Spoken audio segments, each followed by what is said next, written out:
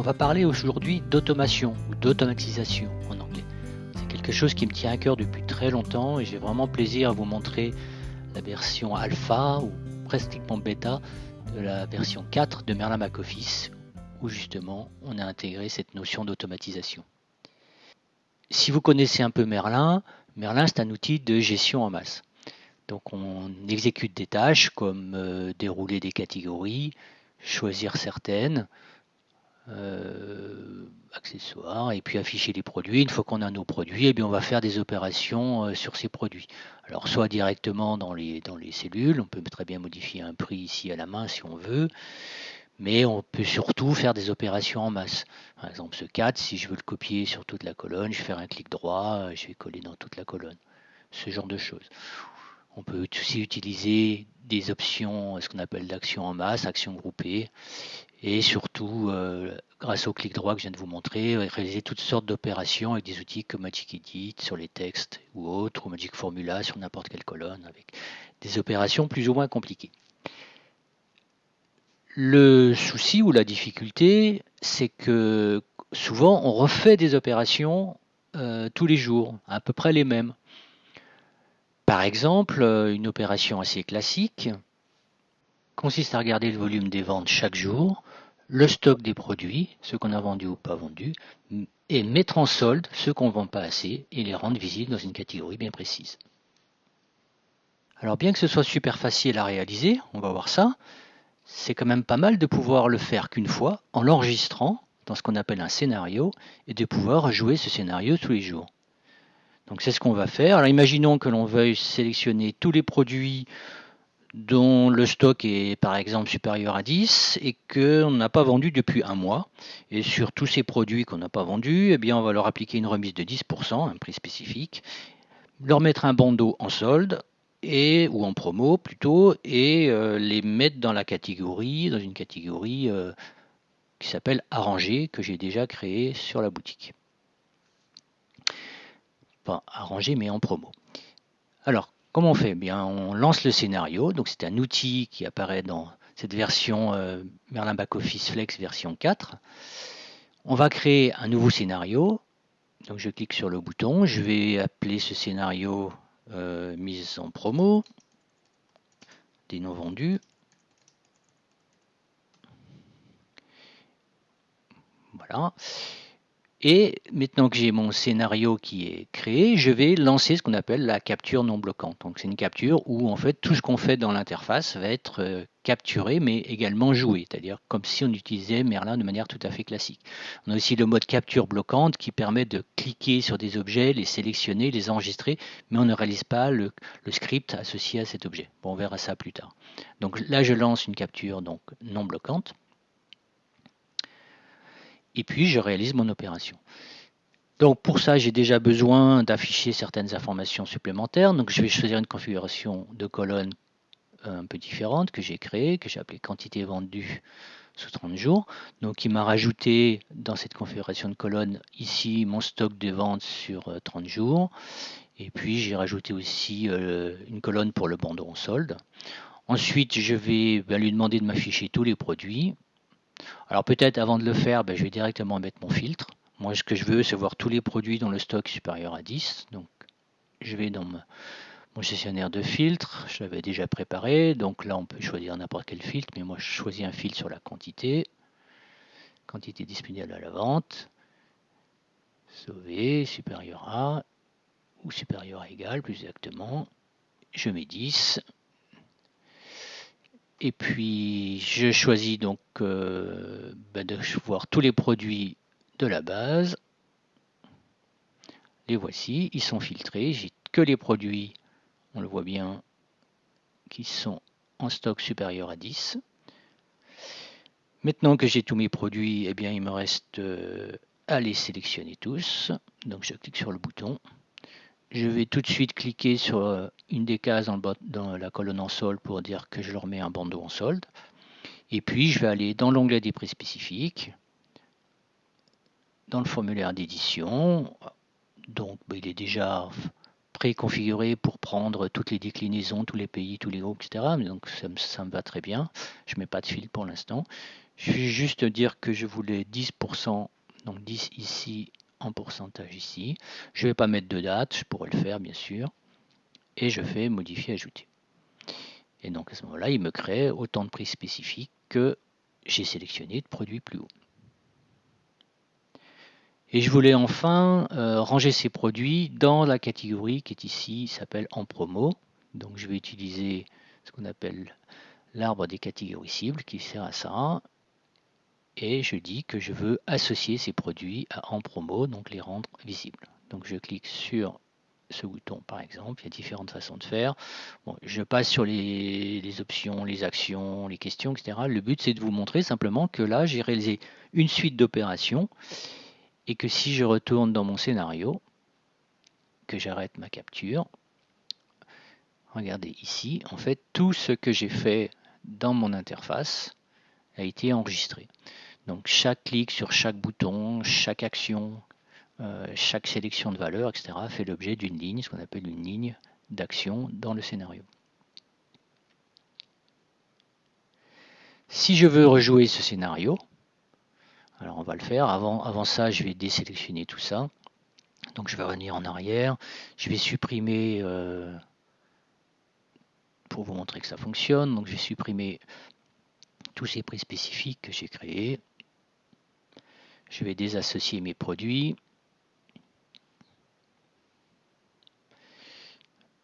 Je vais enlever mon filtre.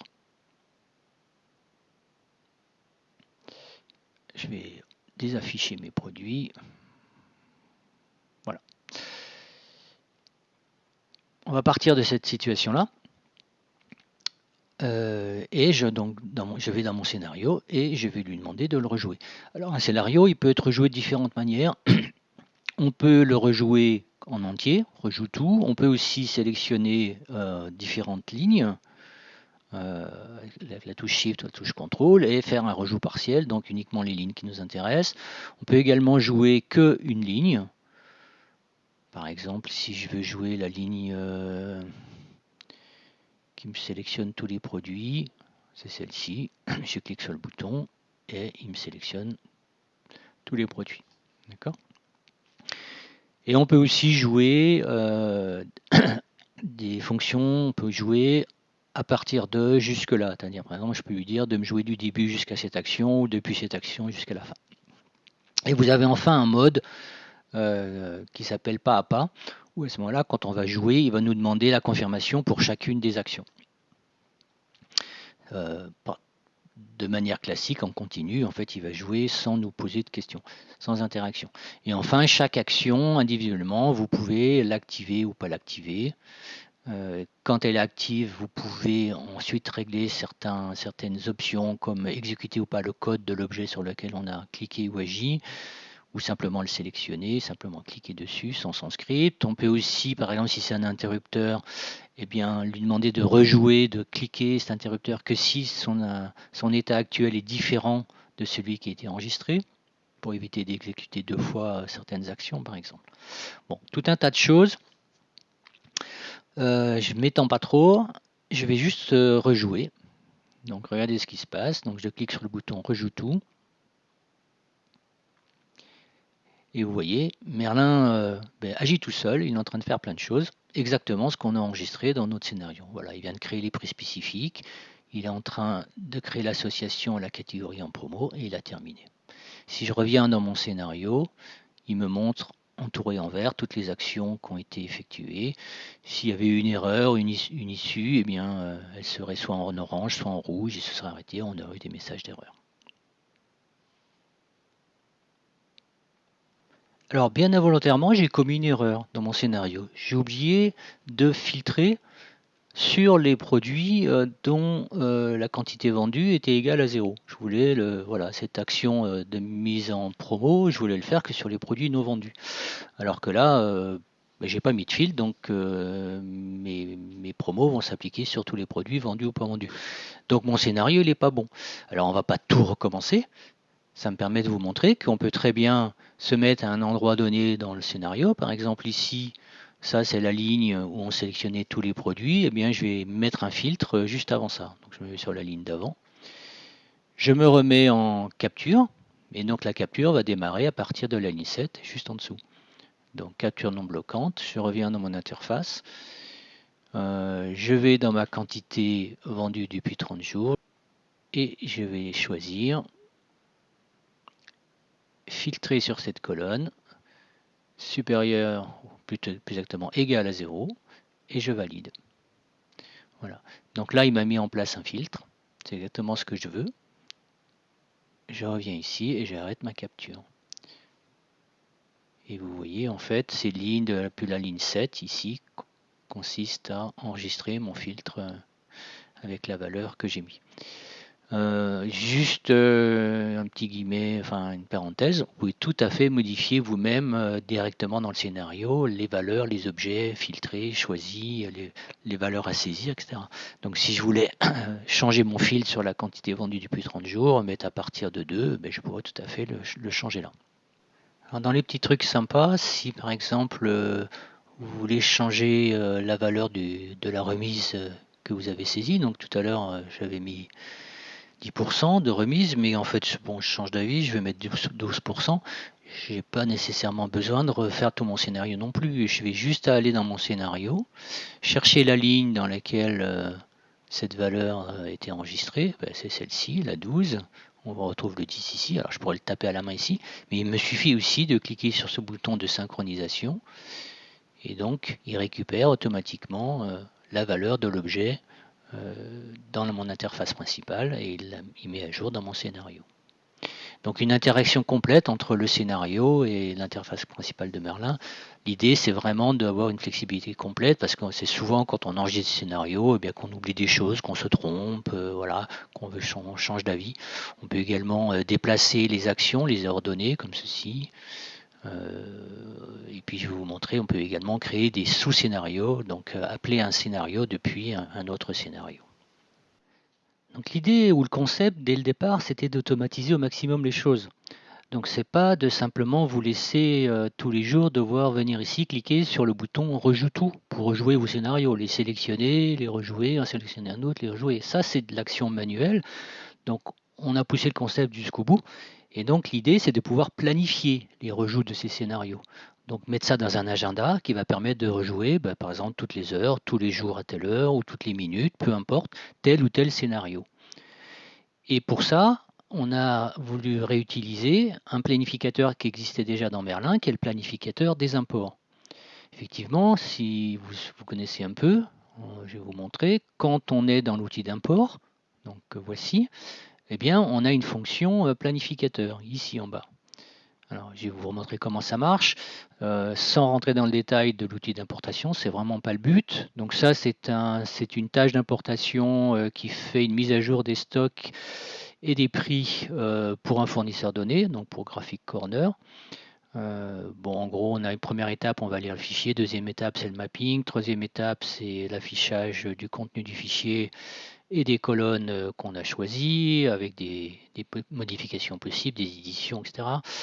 Bon, il faut savoir que Merlin est un outil d'import très riche. Vous pouvez, même sur par exemple à l'étape ici 3, vous pouvez avoir accès à des outils comme Magic Edit, Magic Formula, etc. Enfin, vous pouvez modifier les données avant même de les importer. Vous pouvez même rajouter des colonnes virtuelles. Enfin, il y a tout un tas de possibilités. Bon, dans cet exemple-là, je ne suis pas allé très loin. J'ai juste donc fait cette mise à jour des prix et des stocks. Et puis, je crois simplement, c'était un exercice pour montrer comment on pouvait recalculer à partir du taux de marge des produits existants, recalculer les nouveaux prix de vente, donc pour conserver le taux de marge. Voilà, donc c'est un outil où voilà, notre prix d'achat change et quand les prix d'achat changent, eh bien tout seul, l'import va recalculer des nouveaux prix de vente pour que vous conserviez votre marge. C'est juste un cas d'école. Donc si je lance l'importation de ça manuellement, donc il va lire ces lignes, il va les importer et vous allez avoir un statut mis à jour, etc. Ou éventuellement des échecs s'il y avait des échecs par exemple sur des produits qui n'existaient pas. Et donc ce que je disais, c'est que cette tâche d'importation, elle peut être planifiée. Donc ce que je vais faire tout de suite, donc je clique sur planifier et ça m'ouvre le planificateur. Et dans ce planificateur, eh bien, il m'a rajouté cette ligne ici qui correspond à cette tâche d'importation. On retrouve son nom ici. Et on peut, pour cette tâche d'importation, décider quand est-ce qu'elle doit être exécutée de manière automatique. Donc vous avez des choix différents, intervalles de temps, toutes les heures ou toutes les X minutes. Par exemple, toutes les minutes, je peux très bien lui dire, si par exemple je lui demande d'aller chercher lui-même le fichier fournisseur sur le serveur du fournisseur, à chaque minute, il va le faire et il va toutes les minutes synchroniser votre stock et recalculer vos prix. Ça, c'est par exemple, c'est possible. Donc un intervalle de temps tous les jours, quotidien, hebdomadaire, mensuel, comme vous voulez. Et donc le planificateur, quand on le lance, s'il a quelque chose à faire, une action en retard, eh bien il va la lancer. Donc là c'est ce qui se passe. Bon, il me demande mon accord, je lui dis OK. Et vous voyez derrière le planificateur, il relance, ou il pilote si vous préférez, l'outil d'importation. Il continue à tourner parce qu'on travaille en multitâche. Donc lui, il est en tâche de fond. On peut tout à fait, pendant ce temps, aller travailler dans Berlin, faire d'autres choses. C'est tout à fait possible. Et bien, l'idée, c'était de réutiliser ce planificateur qui, auparavant, était en fait dans la fenêtre d'import. Il faisait partie de cette fenêtre, même dans un onglet. Donc, on l'a retiré d'ici. On en a fait un outil indépendant. Et ce planificateur, je vais l'arrêter, il peut aujourd'hui recevoir des scénarios comme événements. Donc deux façons de le faire. Soit je clique sur ajouter le scénario actuel ici, ou alors dans ma fenêtre scénario, ça c'est mon scénario tout à l'heure, et bien je peux lui demander de l'ajouter dans mon planificateur simplement en cliquant sur ce petit bouton. Voilà, donc il m'a rajouté une ligne. J'ai ici mon scénario qui est en attente. Pareil, il peut être activé, désactivé. À noter qu'un scénario, comme une tâche d'ailleurs d'importation, peut être associé ou réservé à un site donné ou bien être jouable sur tous les sites. Ça, c'est pour ceux qui font du multi-boutique. Et puis, pareil, comme pour les tâches d'importation, vous pouvez choisir un intervalle de temps. Donc, si par exemple, imaginons que je veuille tous les jours à 1h du matin, enfin tous les jours, tous les matins, faire un import, puis derrière une tâche de type scénario pour agir sur les produits qui ont été mis à jour ou importés, ou créés via l'import, il faut que je veille juste à l'ordre des choses. Donc il faut que ma tâche d'importation s'exécute avant l'autre. Et pour ça, je vais jouer sur les intervalles de temps, sur les heures. Par exemple, je vais choisir quotidiennement pour celle-ci, tous les jours à 1h du matin. Et puis, pour ma tâche de scénario, je vais choisir juste après, donc quotidien, tous les jours, et au lieu de mettre 1h, je vais mettre 1h05 par exemple. Il y a 5 minutes de décalage. Même si la tâche d'importation n'a pas terminé, c'est pas grave, la tâche de scénario attendra la fin de la première tâche et s'exécutera juste après. Voilà. Et donc si je lance l'exécution, donc là il a déjà calculé ou plus tôt, donc il va exécuter tout de suite les deux tâches. On peut faire ça aussi, calculer prochaine date. Et à ce moment-là, on verra que celle-ci va s'exécuter demain à 1h et celle-ci à 1h05 demain matin. Je peux aussi cliquer sur importer tout de suite ou rejouer tout de suite et ça va s'exécuter immédiatement. D'accord ? Donc si je lui demande de rejouer, alors là il va rien se passer puisque justement je lui ai demandé de le faire demain matin, donc je vais l'arrêter, je vais changer la récurrence. Je vais lui dire un intervalle de temps toutes les minutes. Et puis je vais laisser l'importation pour demain, voilà, je vais laisser comme ça. Là, comme c'est un intervalle de temps très court, eh bien, il va exécuter la tâche immédiatement. Donc je lance mon planificateur, il m'indique qu'il a quelque chose à faire. Si je lui dis OK, on y va, eh bien, on voit que le scénario se rejoue immédiatement. Voilà, on va le laisser poursuivre. Voilà, il m'a recréé mes prix spécifiques sur mes produits non vendus qui sont toujours en stock. Donc, suite à cette exécution, il m'a rempli cette partie à droite dans le planificateur, qui est la partie rapport. Donc, vous avez un rapport détaillé ligne par ligne de ce qui a été exécuté dans le scénario. un drapeau vert pour me dire que tout s'est bien passé, le nombre de lignes jouées 21, et puis ce rapport, vous l'avez également dans un fichier sur les disques durs, donc vous pouvez le récupérer, et puis dans la prochaine version, qui arrive bientôt, eh bien ça pourra aussi vous envoyer un email avec le détail de ce rapport, donc un tracking très précis, je vais l'arrêter, un tracking très précis de ce qui s'est passé dans votre boîte mail. Donc je disais, là vous avez vu, j'ai dû l'arrêter parce qu'effectivement, comme j'ai mis une fréquence de 1 minute, le temps que je parle, 1 minute s'était déjà passé, et il me proposait de relancer à nouveau le scénario. Alors j'ai créé un autre scénario, le scénario numéro 3, Produit Accessory Supplier, qui est un scénario assez compliqué, 45 étapes, et je l'ai mis dans le planificateur.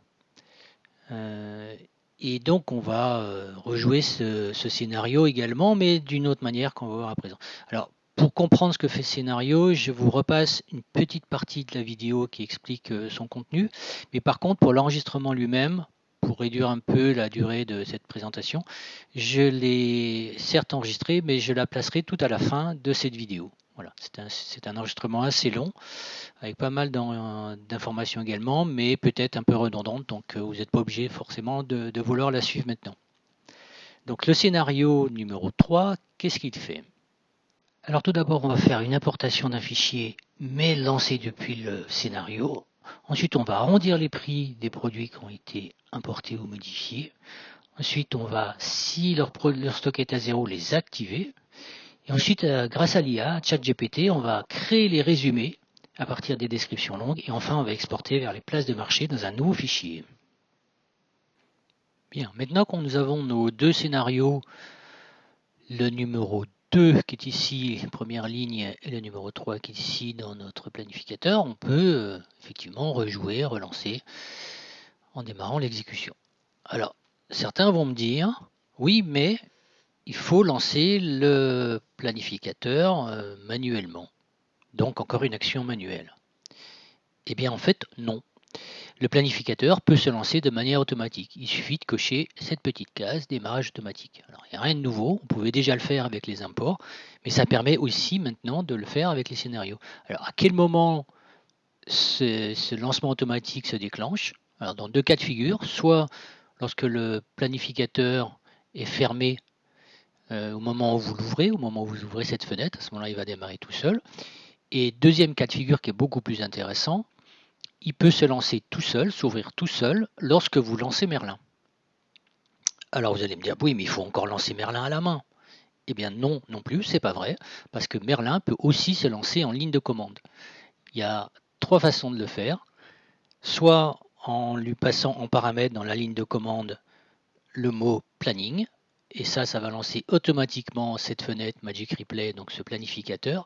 Et si la case est cochée démarrage automatique, il va démarrer tout seul et il va lancer les tâches planifiées, que ce soit des imports ou des scénarios. Vous pouvez aussi passer en ligne de commande le mot scénario avec un numéro de scénario, auquel cas il ne va pas lancer le planificateur, mais il va directement charger la fenêtre de scénario, choisir le scénario que vous lui avez donné grâce à son identifiant, son numéro, et le lancer immédiatement. Sachant que ce scénario lui-même, vous avez vu, dans le scénario numéro 3 que j'ai créé, enfin en tout cas je ne vous l'ai pas vu encore la vidéo, mais vous avez vu le synopsis, eh bien ce scénario numéro 3 lui-même peut lancer la fenêtre d'import et déclencher une importation. Donc un scénario peut tout faire en lui-même. Il faut savoir également qu'un scénario peut lui-même déclencher la connexion de Merlin à un site. C'est tout à fait possible dans les actions d'enregistrer le choix du site sur lequel on va se connecter dans la première fenêtre, dans la fenêtre de démarrage. Parce que là, tout ce que je vous ai montré, c'est des scénarios dans la fenêtre principale de Merlin, mais il peut tout à fait s'ouvrir dès la fenêtre de connexion. Et donc choisir des sites sur lesquels se connecter, effectuer des actions dessus, des scénarios, des imports, etc., puis se déconnecter et se reconnecter à un autre site. Et ça peut se déclencher avec une ligne de commande, tout simplement. Et puis vous avez, et ça c'est historique, une ligne de commande avec le mot site, et à ce moment-là le numéro du site, ou le nom du site, je ne me souviens plus, ou de la connexion qui est configurée dans Merlin. Et à ce moment-là, vous établissez directement une connexion vers le site en question. Et là, c'est pareil, si le planning ou Magic Replay est coché en démarrage automatique, il va démarrer tout de suite et il va effectuer les actions en question sur le site que vous avez choisi. Voilà. Alors ça, je le documenterai dans notre base de connaissances, la syntaxe des lignes de commande, etc. C'est pas le but d'une vidéo de vous expliquer ça, mais sachez que ça existe. Alors j'entends des petites voix dire oui, mais les lignes de commande, c'est pas très sexy. Et puis une ligne de commande, il faut la mettre dans un fichier BAT ou faire une tâche planifiée window. Enfin bref, il y a encore des actions manuelles avant d'automatiser tout ça. Et encore une fois, oui, mais. Et le mais, c'est que non, Merlin aujourd'hui n'a pas besoin de ligne de commande. Pourquoi? Parce que dans le planificateur, je vais vous montrer aujourd'hui, dans l'éditeur de scénario, laissez-moi l'ouvrir ici, vous avez un bouton que je ne vous ai pas montré qui est activé, il est bleu, socket on ou socket off. Qu'est-ce que fait ce bouton? En fait, il déclenche, il ouvre une API dans Merlin. Oui, c'est bien entendu une API, c'est-à-dire une interface de communication de l'extérieur vers Merlin et de Merlin vers l'extérieur.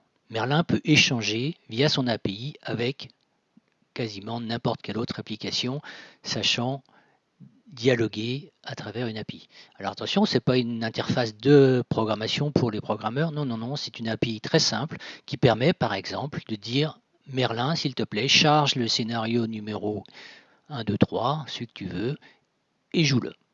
Ou bien charge telle tâche d'importation et importe-la. Alors comment est-ce que c'est possible sans programmation? Eh bien c'est en utilisant des outils d'automation. Alors, il y en a plusieurs. Regardez, celui de gauche ici, celui que je suis en train de vous montrer, c'est N8N. Alors N8N, il y a un gros avantage parmi toutes les autres solutions que je connais, c'est que vous pouvez l'installer vous-même, par exemple sur un de vos propres serveurs, auquel cas vous n'avez rien à payer, ou alors comme je suis en train de le faire moi-même, dans ce qu'on appelle un Docker. Donc un Docker, c'est un pseudo-serveur, si vous préférez, qui permet de faire tourner une image de N8N localement sur une machine type PC ou Mac. Là, en l'occurrence, vous ne le savez pas, mais je suis sur un Mac et cette application N8N ici tourne en local. Et on reviendra là-dessus tout à l'heure parce que ce que vous voyez à droite, qui ressemble à Windows, n'est pas un Windows local. On va en reparler tout à l'heure, mais en fait, actuellement, Merlin là tourne sur un VPS. Mais j'y reviendrai. Donc on a N8N ici à gauche. Il y a d'autres applications du même genre comme Make, qui est très connu, et puis Zapier également. Alors ces outils d'automation sont assez connus aujourd'hui sous le terme de agent. Vous avez sans doute entendu parler d'agents IA, d'agents intelligence artificielle. En fait, les agents d'intelligence artificielle, c'est ni plus ni moins que j'allais dire des scripts. C'est pas un script, mais vous voyez comment expliquer ça, des flowcharts créés dans ces outils d'automation. Alors là, on en a un qui est l'exemple typique de N8N, c'est l'exemple d'apprentissage, mais je ne vais pas vous expliquer celui-là, moi-même je trouve qu'il est assez compliqué, mais en gros c'est un scénario, un agent qui communique avec ChatGPT et qui fait des choses en réponse à un message chat reçu depuis un outil de chat et qui va faire une réponse pour vous. En fait, ce qu'il faut comprendre, même si j'ai du mal à expliquer, à simplifier ce concept, c'est que ces outils d'automation, ce sont des outils qui permettent de communiquer avec des tonnes et des tonnes d'applicatifs. À partir du moment où ces applications ou ces sites ou ces outils ont une API d'entrée, eh bien, N8N et les autres peuvent communiquer avec.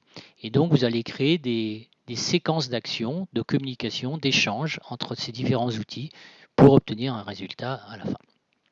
Alors on va être un peu plus concret. En particulier, ce que je vais vous montrer, c'est que grâce à l'API qu'on a créée dans Merlin, eh bien, N8N va pouvoir communiquer et piloter Merlin. Alors on va faire un exemple tout simple. Je vais commencer par un nouveau scénario. Alors excusez-moi, j'utilise le terme scénario parce qu'on peut aussi utiliser ce terme-là dans N8N, même si je devrais réserver le terme scénario pour Merlin. Donc on va comment ils appellent ça? Je ne sais même plus. Donc on va créer un nouveau workflow. Voilà, c'est le terme officiel. Donc on va créer un nouveau workflow. Et ce workflow est vide. Et donc dans ce workflow, je vais créer deux étapes. Et la première des étapes, c'est la plus simple, c'est ce qu'on appelle un déclencheur. Un déclencheur pour démarrer le workflow. Donc je clique sur le plus et je vais choisir parmi la liste des, comment appeler ça, un trigger ou autre chose, je ne sais pas comment ils s'appellent. Donc je vais choisir Trigger Manually. Donc Trigger Manually, ben, c'est ça, c'est un objet comme ça qui en fait se déclenche lorsque l'on clique manuellement ici. Donc si je clique sur Execute Workflow, voilà. Bon, il n'a pas fait grand chose, il me dit juste que le workflow s'est exécuté successfully, donc correctement. Bah, évidemment, il n'a rien fait d'autre que prendre en compte mon clic. Maintenant, derrière ce workflow, je vais attacher un autre item qui va être cette fois-ci la demande envoyée, ou une communication envoyée à Merlin de jouer un scénario. Donc pour ça, comment ça fonctionne, comment on communique Merlin? En fait, Merlin, vous pouvez communiquer avec lui grâce à son IP adresse, ou plus exactement l'IP adresse de la machine sur laquelle il est installé. Donc on va communiquer avec lui en HTTP, tout simplement. Donc je clique sur le plus, et je vais choisir parmi tous ces choix le node permettant de faire une communication HTTP. Donc le nom m'est revenu, ça s'appelle des nodes, tous ces items. Donc les nodes se trouvent, enfin le node HTTP se trouve ici dans la partie core. Donc vous sélectionnez ici et vous avez le HTTP request ici. Donc, on le prend et il nous reste à le configurer. Donc la configuration va consister à dire comment on va communiquer avec Merlin. Alors nous on va choisir une communication de type post. On va mettre ici l'HTTP ou plus exactement l'HTTP avec l'IP adresse de la machine qui héberge Merlin, plus une syntaxe que j'expliquerai plus en détail sur mon site, qui en gros est l'appel de l'API. Vous allez choisir une authentification de type générique credential, et ici de type bearer. Donc bearer, c'est une clé API. Donc vous aurez une clé API à choisir, à rentrer ici. De mémoire, j'en ai déjà créé une pour l'exercice, mais vous aurez une clé API qui vous sera fournie soit par Merlin, soit directement sur votre compte Sitelog sur notre site. Donc vous avez juste ces trois informations à rentrer et ça suffit pour établir la communication avec Merlin. Et puis il faudra passer un paramètre, donc soit un paramètre en ce qu'on appelle en send query parameter, ici en activant ça, et ce paramètre sera le numéro du scénario que vous voulez jouer, ou le numéro de la tâche d'importation, ou le nom de la tâche d'importation que vous voulez jouer. Donc ça, je le documenterai plus en détail, hein, encore une fois dans la base de connaissances. Ce n'est pas le but de cette démo de vous former, mais au moins de vous expliquer le principe. Donc une fois que vous avez saisi tout ça, vous avez juste à revenir sur votre Canva. Votre HTTP request, vous le connectez à votre action et votre action ici d'exécution du workflow va exécuter le HTTP request. Alors, bon, je ne l'ai pas configuré, donc effectivement, ça ne fonctionne pas. D'accord?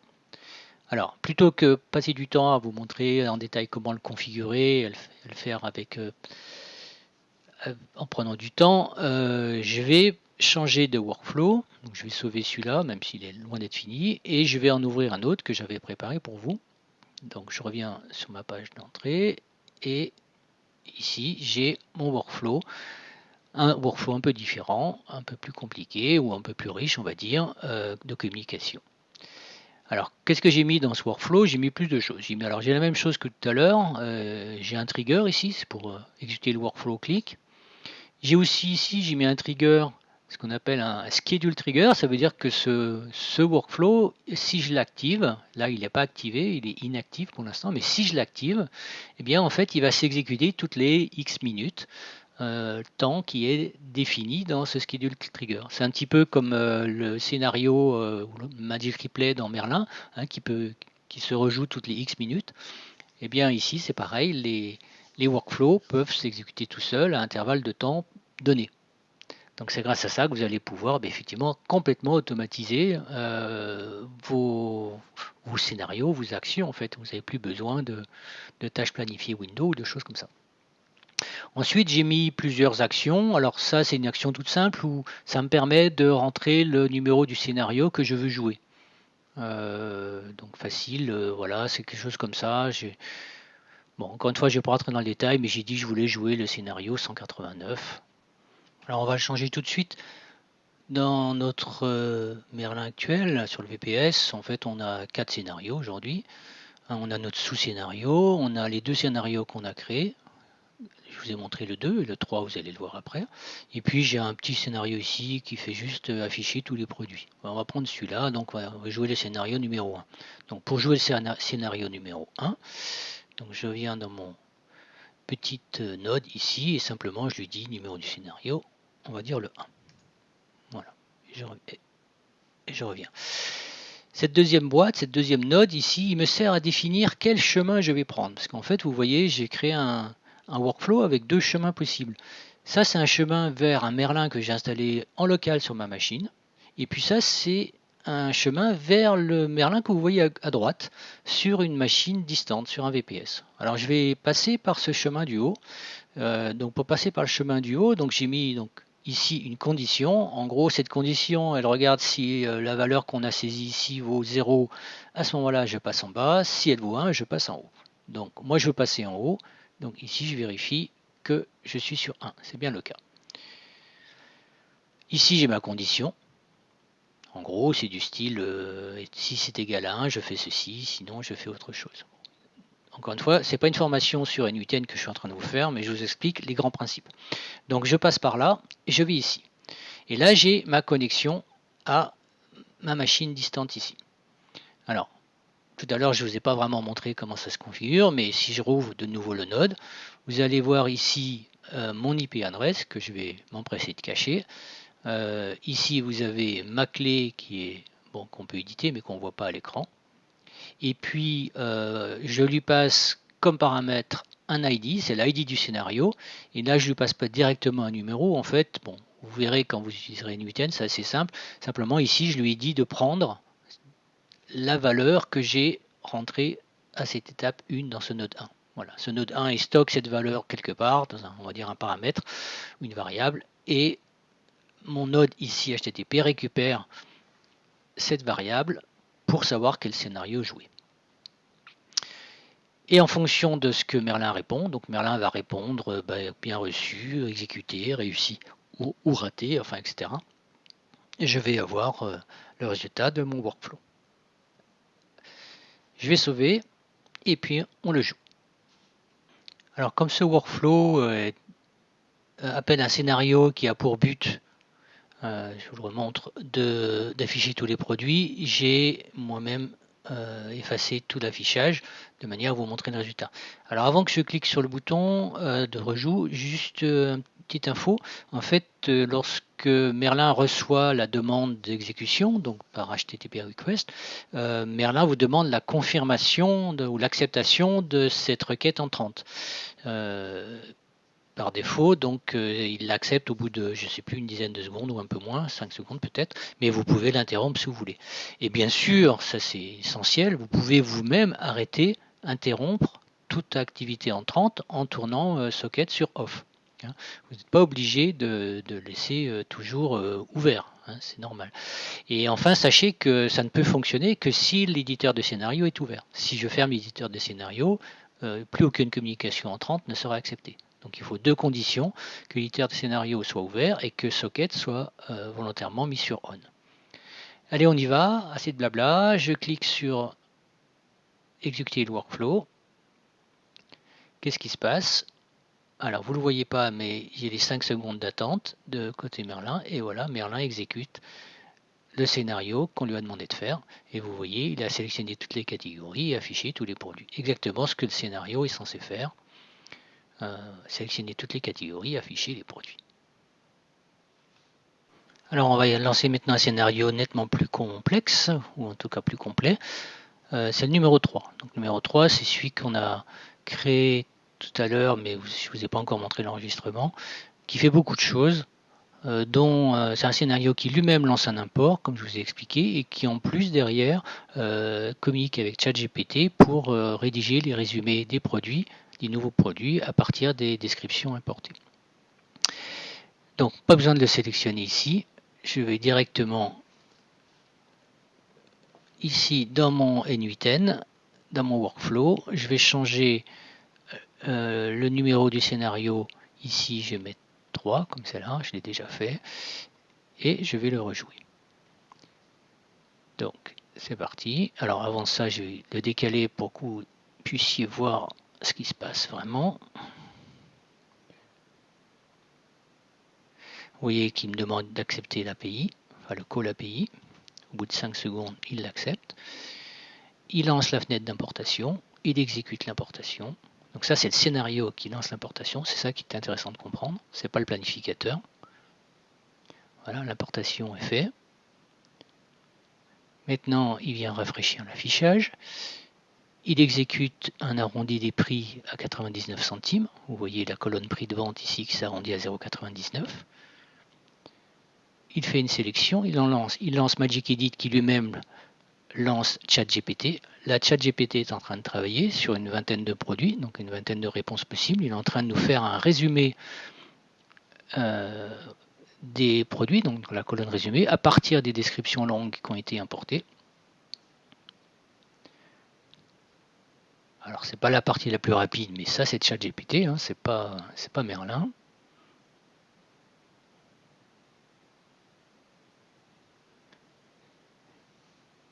On valide, enfin en tout cas le scénario valide tout seul les réponses. Et là on fait à la fin une exportation, donc exportation destinée à Amazon, donc dans un fichier Excel. Voilà, la configuration de l'exportation est faite et l'exportation réalisée. Et le scénario est terminé. Alors vous n'avez pas vu, mais du côté de N8N, j'ai pas pu vous le montrer, mais en fait c'était marqué exécution réussie. Et du côté de Merlin, si vous retournez dans l'éditeur de scénario, vous pouvez voir entouré de vert toutes les actions du scénario numéro 3, d'ailleurs qui a été chargé dans l'interface. Vous pouvez suivre comme ça et vérifier qu'il n'y a pas de problème. Alors quelque chose que je ne vous ai pas montré depuis le tout début, c'est qu'on a ce qu'on appelle une fenêtre de trace qui est ici. Alors ça c'est une vieille trace, pas de chance, je ne l'ai pas activée, mais donc on peut activer cette fenêtre de trace avant de lancer un scénario, et à ce moment-là tout ce qui va se passer va être enregistré dans cette trace, dans ce log si vous préférez. Ici vous pouvez éventuellement revenir en arrière, analyser s'il y a eu un petit souci, essayer de comprendre pourquoi.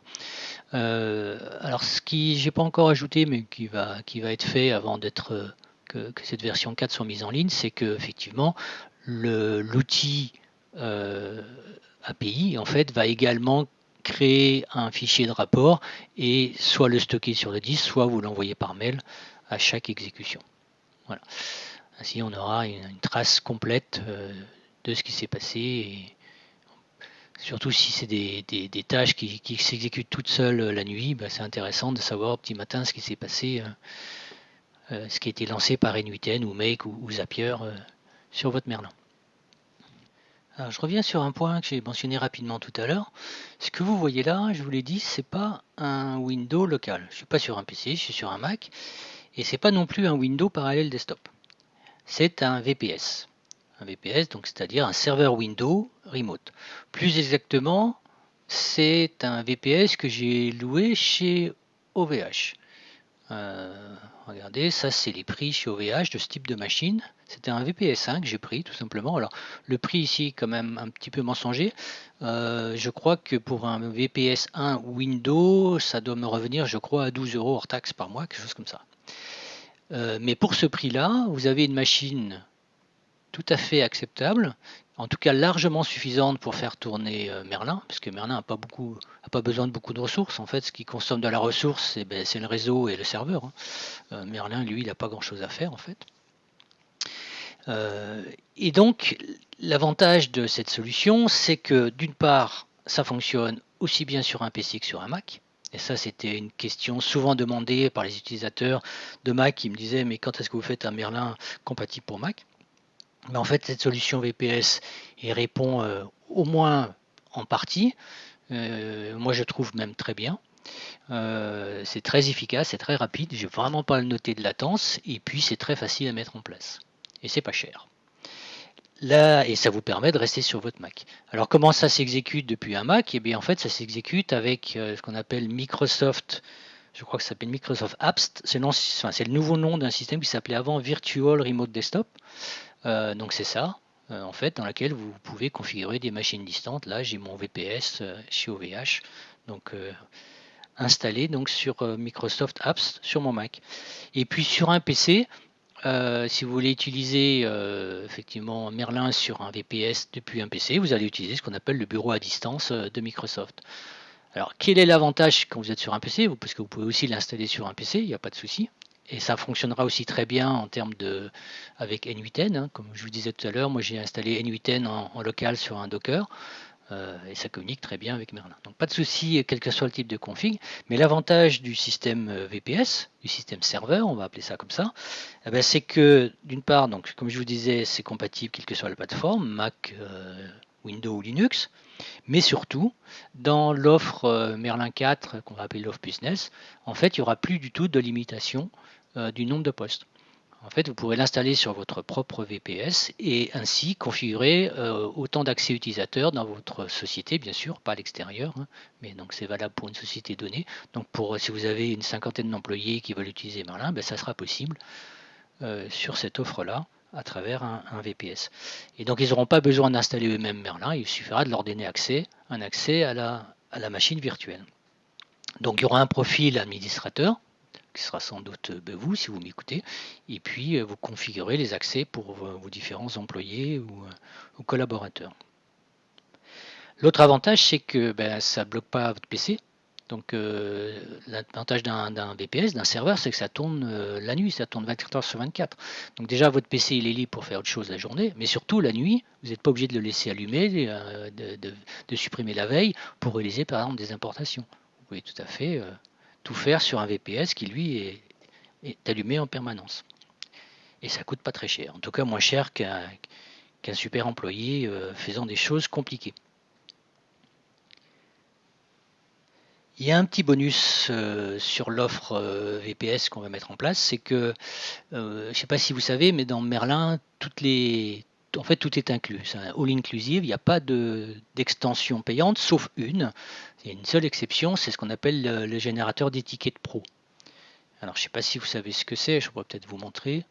On va faire action groupée, générateur d'étiquettes, le voilà, version pro. Voilà, générateur d'étiquettes, voilà qui s'ouvre. Donc c'est cet outil-là. Donc c'est un outil qui vous permet de créer toutes sortes d'étiquettes avec quasiment autant de champs que vous voulez, de définir dans ces champs ce que vous voulez. Vous avez une interface assez sympa par glisser-déposer pour agrandir, diminuer les tailles les tailles des différentes zones. Vous pouvez jouer sur les couleurs, les caractères, les fontes, etc., les formats des textes sur les différentes zones également. Enfin bref, c'est un outil très très puissant qui vous permet de faire des étiquettes, vraiment tous les formats, même des étiquettes rondes si vous voulez, des étiquettes de prix avec différents codes barres, même des QR codes, des choses comme ça. Alors, cet outil-là, il est utilisé, mais jusqu'à présent, son intérêt était amoindri par le fait qu'il fallait le lancer à la main.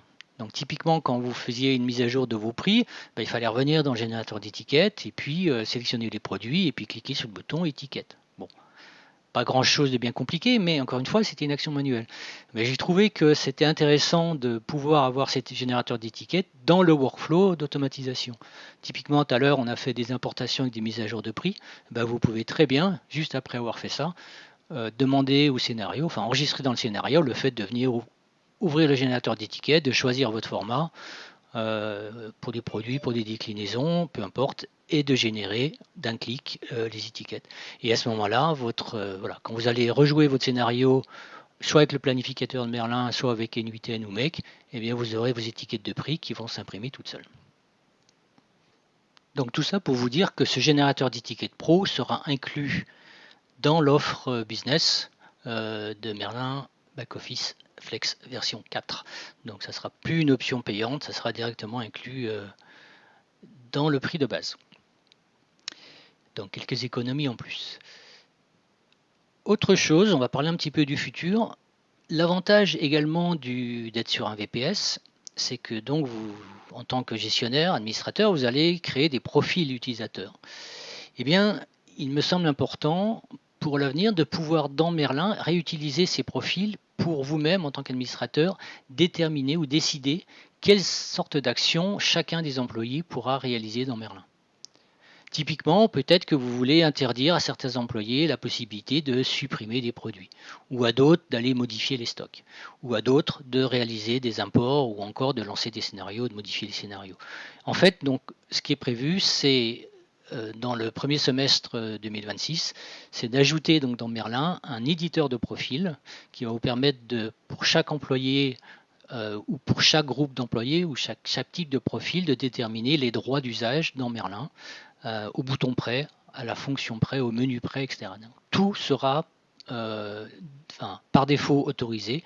Il y aura certainement une liste de profils type avec des actions bloquées, etc. Mais vous pourrez, en tant que super administrateur, déterminer pour vos groupes d'utilisateurs quel type d'action ils pourront utiliser dans Merlin. Donc ça, c'est dans les choses à venir. Et puis enfin, puisqu'on parle d'automation, d'automatisation, on peut se mettre à rêver et s'imaginer que Merlin puisse également gérer les commandes grâce à cet outil d'automation, grâce au scénario. On peut imaginer des choses comme changer automatiquement les statuts des commandes en fonction de différents paramètres, sortir les bons de livraison, changer les clients de groupe en fonction de leurs achats. Enfin, tout un tas de choses possibles, jusqu'à aller vers faire du marketing ciblé, donc en fonction des achats des clients, donc des exports réalisés par Merlin via des scénarios, envoyer ces exports vers des outils comme ShopeeMind, des choses comme ça, des outils comme Mailchimp ou autres de marketing digital. Vous pourrez automatiser vos newsletters à partir d'une seule plateforme. Voilà, un outil d'automation connecté à Merlin, lui-même, et cet outil d'automation lui-même connecté à votre outil de communication, de newsletter, et avoir ainsi un flux de management complet de votre écosystème PrestaShop. Voilà, je m'arrête là, c'était une longue présentation, mais avec beaucoup d'enthousiasme, je pense que vous devez le sentir à ma voix. C'est un projet auquel je tenais vraiment à cœur, ça fait plus d'1 an que je travaille dessus. Donc j'espère vraiment que vous en aurez un usage sans limite et j'attends vos retours. Juste un dernier point, au moment où j'enregistre cette vidéo, donc on est encore en alpha test, si vous, vos clients, vos équipes sont intéressés pour participer au programme bêta de cette version 4, écoutez, contactez-moi en privé et on étudiera votre dossier. On va pas retenir tout le monde. On veut peut-être surtout au début des gens qui connaissent bien Merlin, en tout cas qui l'utilisent régulièrement, de manière à pousser vraiment l'outil de scénario dans ses derniers retranchements. Voilà, parce que là, vous avez compris, je pense que la courbe d'apprentissage d'un outil comme ça, et si on part de zéro, elle est peut-être un petit peu trop longue pour un programme bêta. Merci de votre attention et puis à très bientôt. Au revoir.